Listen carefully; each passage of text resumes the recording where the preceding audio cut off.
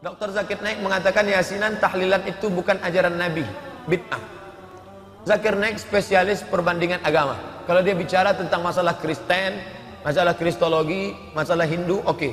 Tapi kalau udah dia cerita masalah bid'ah, maka ada yang ahli pula di bidang itu.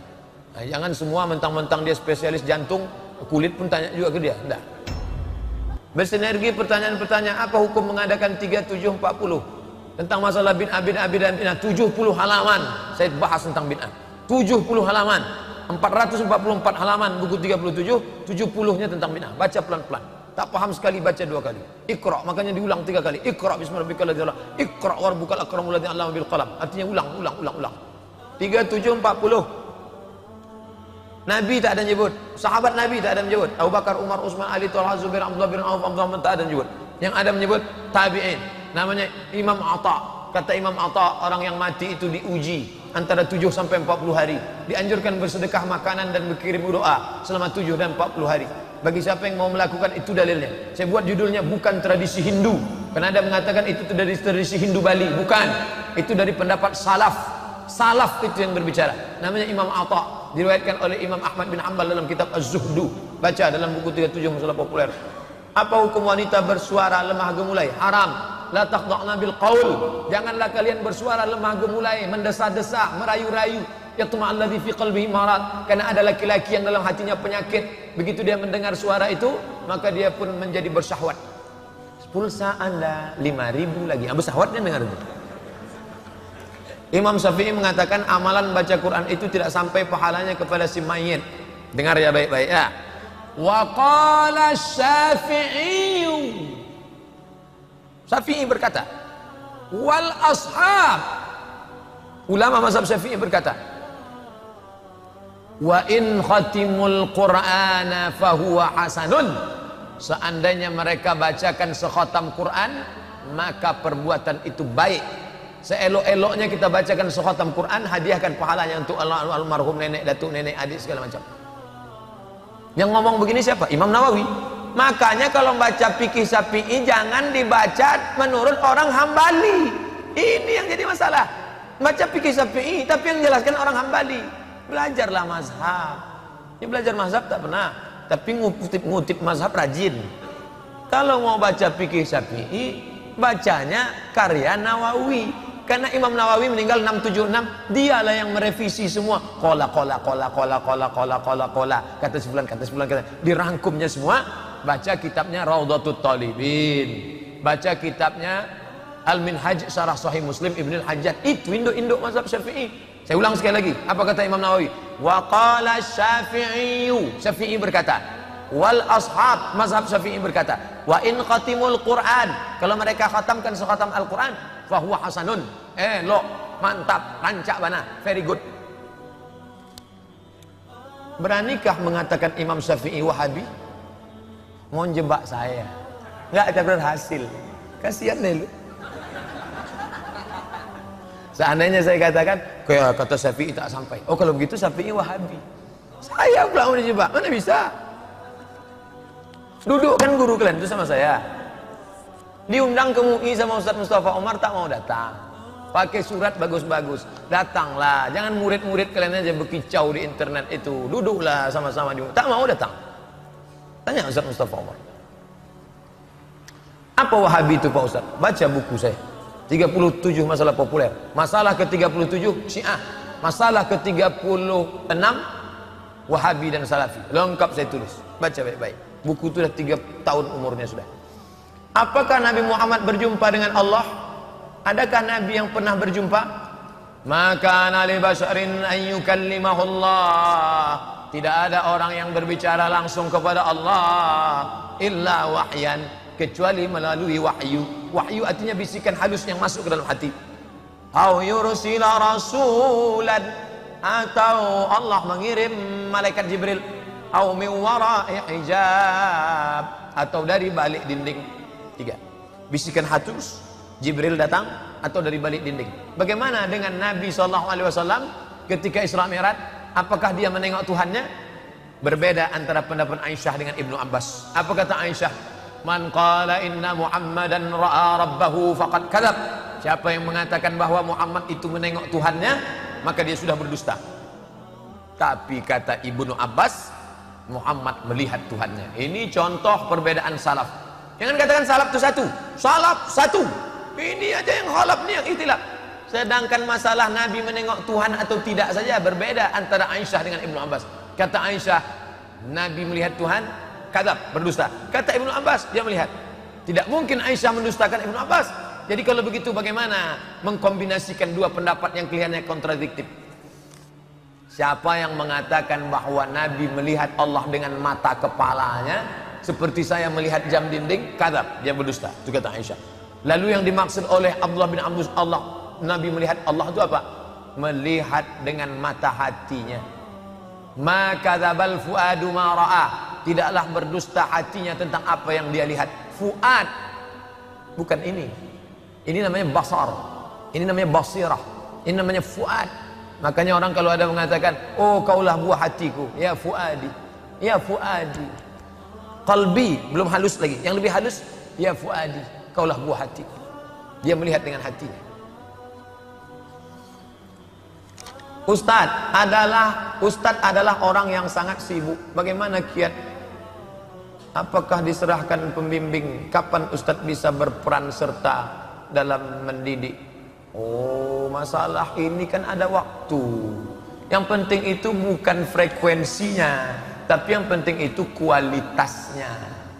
Itu mesti dipahami. Syekh Muhammad Mutawalli Asy-Sya'rawi punya anak namanya Sami Mutawalli Sya'rawi. Syekh juga, doktor juga. Apa kata anaknya dalam bukunya? Saya tak pernah menengok ayah saya tidur dengan emak sampai kami heran kenapa kami bisa lahir. Itu kata Sami.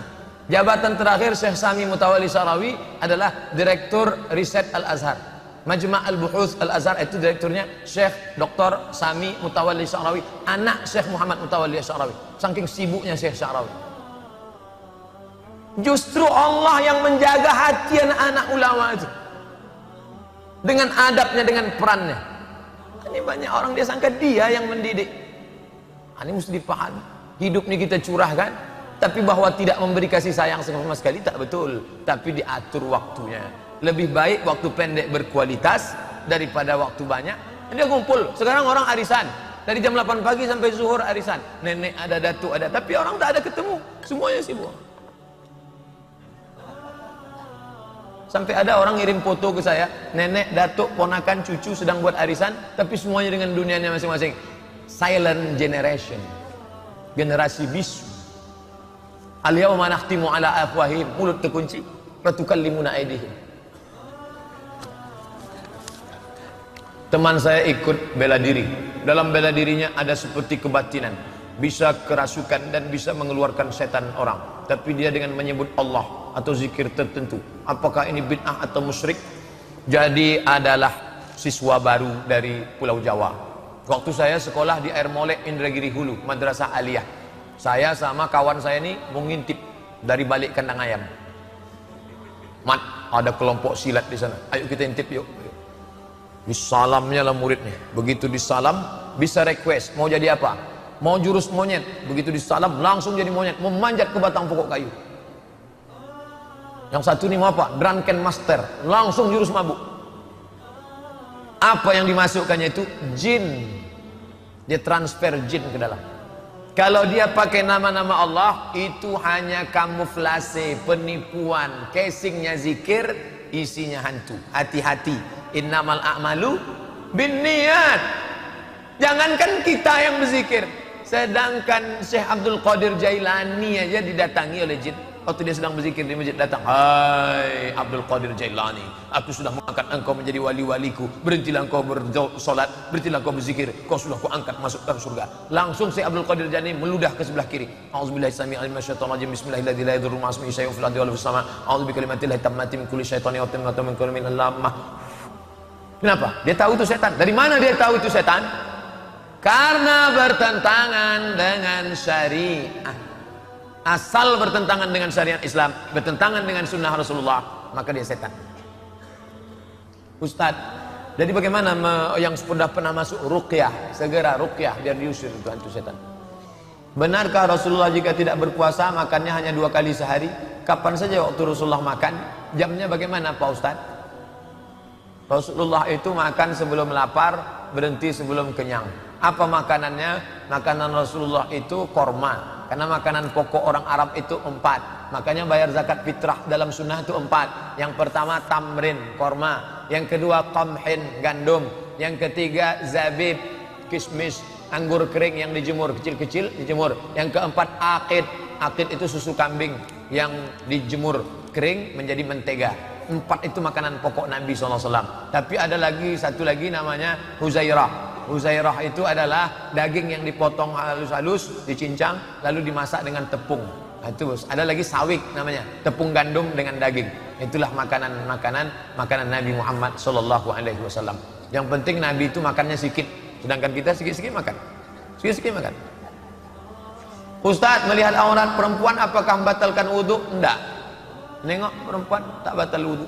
Apakah batal? Enggak. Tapi kalau sampai maaf cakap keluar mazinya, bersyahwat dia, maka batal wudhunya. Kalau cerita batal tak batal. Tapi kalau cerita masalah itu haram perbuatan, zina, ya. Zina mata namanya. Mata zinanya memandang, otak zinanya menghayal, tangan zinanya memegang, kaki zinanya melangkah ke tempat maksiat, sedangkan hawa nafsu, kemaluan memperturutkannya atau melawannya. Makanya begitu terlintas, ya Ali, wahai Sayyidina Ali, la tattabi'in nazratan nazrata. Jangan kau iringi satu pandangan dengan pandangan berikutnya. Jangan kau iringi satu pandangan, kau ikuti dengan pandangan berikutnya. Kenapa? Yang pertama itu untukmu, yang kedua itu bukan lagi untukmu. Artinya apa? Kalau sudah terpandang segera alih. Bukan setelah pandang jangan berkedip. Ustadz, seorang sahabat ketika mendapatkan kabar saudaranya meninggal langsung melaksanakan sholat 2 rakaat. Boleh kan kita mendapatkan kabar menyedihkan, kita melakukan sholat 2 rakaat? Ya. Apa niatnya? Sholat sunat hajat. Tak dilafazkan di mulut, di hati. Yang mau melafazkan usolli sunatul hajat. Hajatnya apa? Beri aku kekuatan, beri aku kesabaran, beri aku pertolongan untuk menghadapi pukulan as-sadmatul ula. Pukulan yang pertama nih. Allahu Akbar. Beri aku kekuatan ya Rasul. Apa dasar menjadikan pohon bidara untuk mengusir pohon bidara? Hadis. Pohon bidara yang digiling 7 tangkai, 7 daun digiling, masukkan ke dalam air, baru airnya itu bacakan untuk dimandikan. Itu dari hadis Nabi SAW. Namanya sidir, sin dal ra. Bagi yang mau mencarinya dalam kamus pencari hadis, sin dal ra, sidir. Pohon sidir namanya. Pohon bidara kata kita. Kalau mau mencari gambarnya di internet, sidir, enter, lalu dapat. Sudah ada dijual. Kemarin Ustadz Iskandar Arnel mengatakan ada yang jual 150.000.